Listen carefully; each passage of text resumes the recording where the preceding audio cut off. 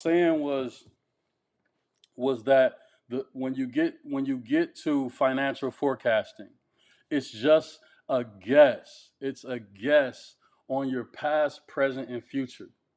Now, it's not just a guess like, you know, you're just throwing numbers out there. That's not what I'm talking about. In your business plan, there is a financial projection page. That just simply means what I just said. An educated guess based on your past, your present, and your future with some factors that will help you make that decision. Now, let me give you some of those factors. Write this down. You want to look at the market. Market is fancy. Tag your homegirl in them. Tag your homeboy, man. Invite some people to this. I'm giving y'all away free game. And I got a bonus for you at the end.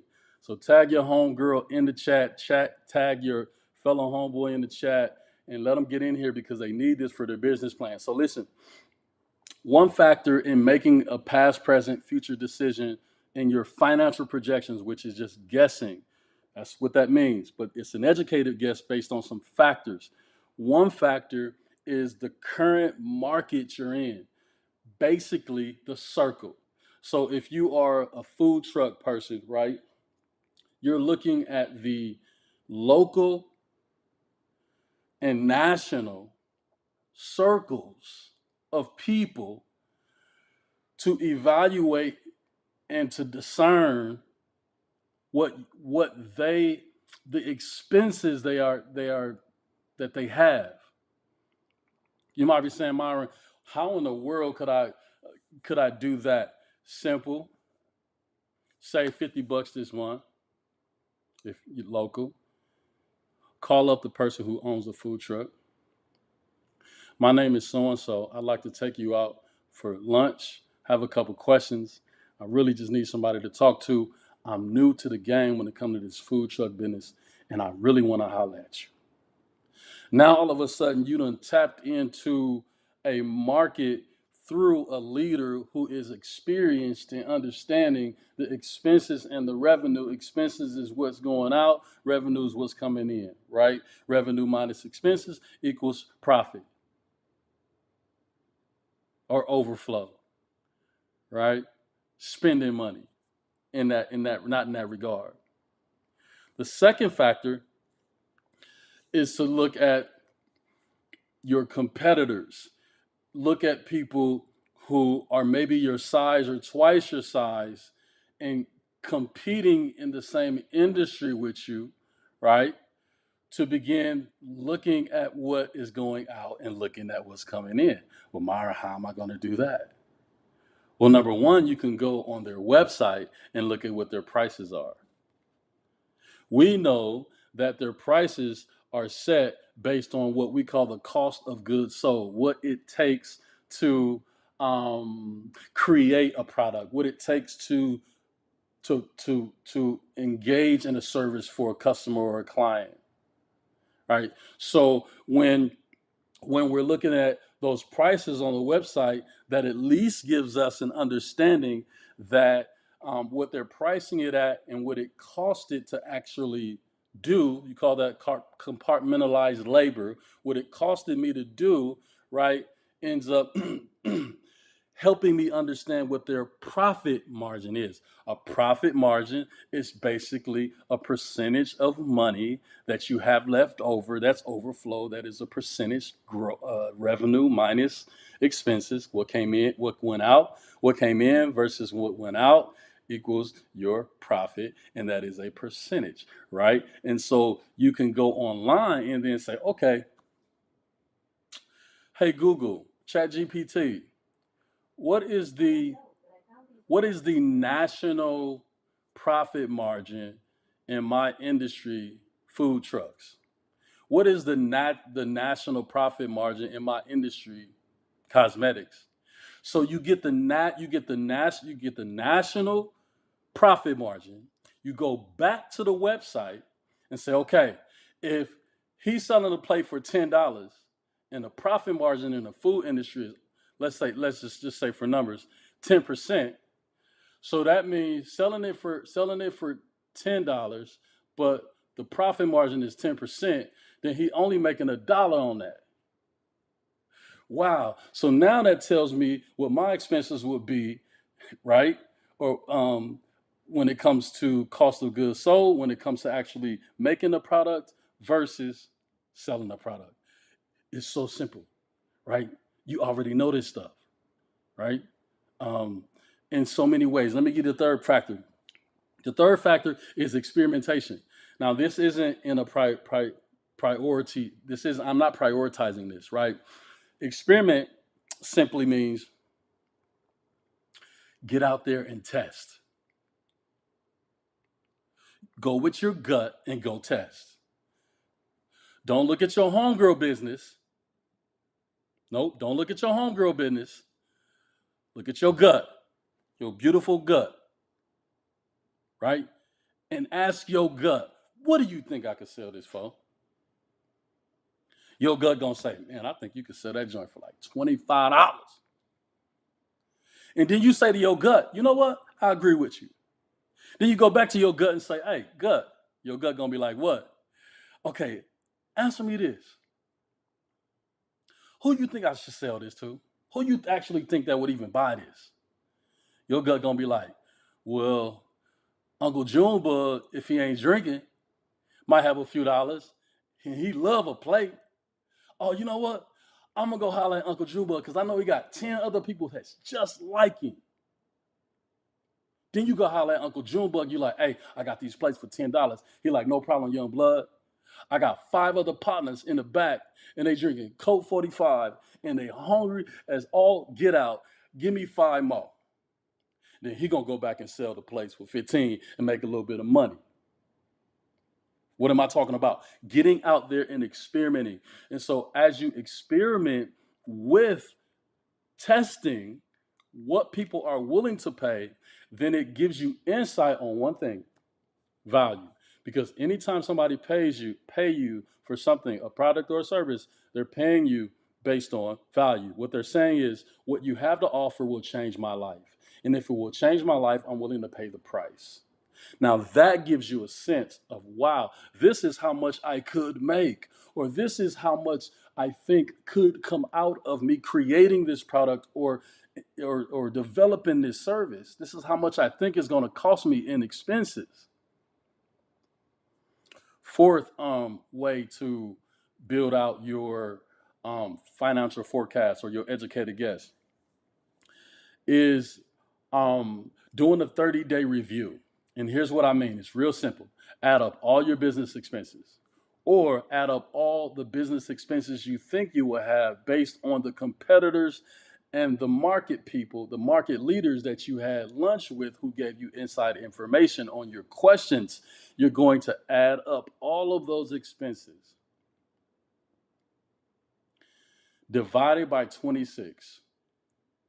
And that will tell you what it's costing you daily for your business or the business you want to have. Now you say, okay, if this is what it's costing me daily to be in business, let's say it's $86 a day. Well, I know I can say, okay, I want I want to grow 10% beyond my break even point, what it's costing me every day. This is $86. So I want to make $8.60. That's 10%. I want to grow 10%, right? So you're taking your expenses divided by 26, leave a couple days off. You get that number, which is your expenses, that you've categorized in your business plan: utilities, um, insurance, fuel, business meetings, marketing, website hosting, website design, business consulting, that's me, um, business coaching, uh, branding, logo design, you name it, inventory, phone, vehicle, transportation, all of those expenses, you add them up, divide them by 26. Now you have the daily expense of what it's costing you as a business. And then you can decide based on past, present, future, how much revenue you want to bring in beyond the 86. And then when you take revenue minus expenses, that equals your profit. So that is the fourth factor. The fifth factor, I would say this. Grab mentors. Grab mentors that you don't know. Grab mentors that are close. Grab mentors that are far. Here's the best way that I can explain it. I was at a conference years ago. Number one, that's a gym. I was at a conference learning from. I ran into one of my heroes who was speaking on the main stage in a hallway. We somehow ended up in a room having a conversation. That conversation led to weeks of Zoom calls.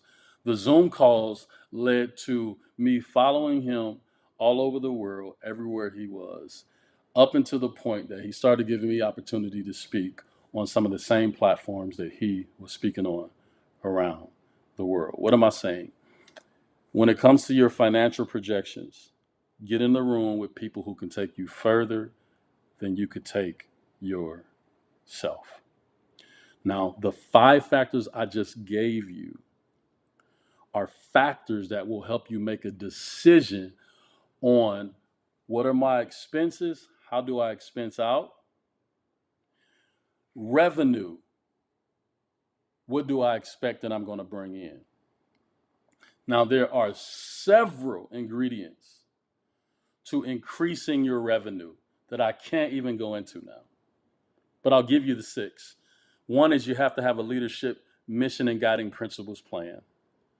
Number 2, you have to have a sales and marketing strategy. That's 3. Number 4, you have to have a powerful operating system to manage yourself, your staff, your systems.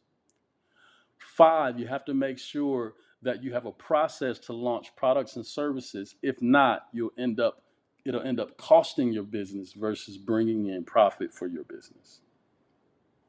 Number 6, cash is always king. You need a cash flow system if you're going to become profitable. Now, when it comes to revenue and putting that on a document, I will go back to the 30-day review factor. Add up all your expenses in each category. Get that number, divide it by 26. That will give your daily expenses. And then once you get that daily expense, you can then determine what you think your revenue is going to be based on your products and how many you think you can sell based on how you're going to market and based on how you're going to pitch it in sales, whether it's on your website, pop-ups, friend groups, community groups, etc., etc. So I know I just went through a lot, but here's what I want to do. I am putting together, I'm hosting a business planning for bosses online webinar. I believe it's going to be March 28th.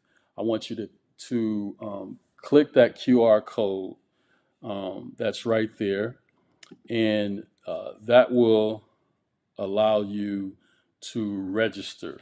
So on March 28th, just in a few days, at 7 p.m. Central Standard Time, I'm going to do an overhaul on what I talked about tonight, and we're going to go really, really deep, and you're going to be able to ask questions. You're going to leave with a thorough understanding of a full business plan and how to write one that you can feel happy about, proud about. Listen, not everybody's going to, go the extra mile to do what they need to do to truly build their business. I don't want that for you. You don't deserve that.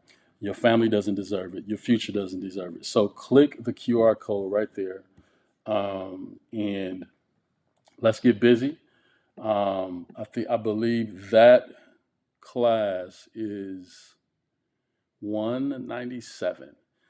Not a bad investment to have a tool that you can walk away from, walk away with, being used to make money, steer direction, build your company. So hope that was helpful. Stayed on longer than I thought I would stay on. For those who are catching the replay, thank you so much. Feel free to email me if you have questions. This is us. This is us at onthepondnetwork.com.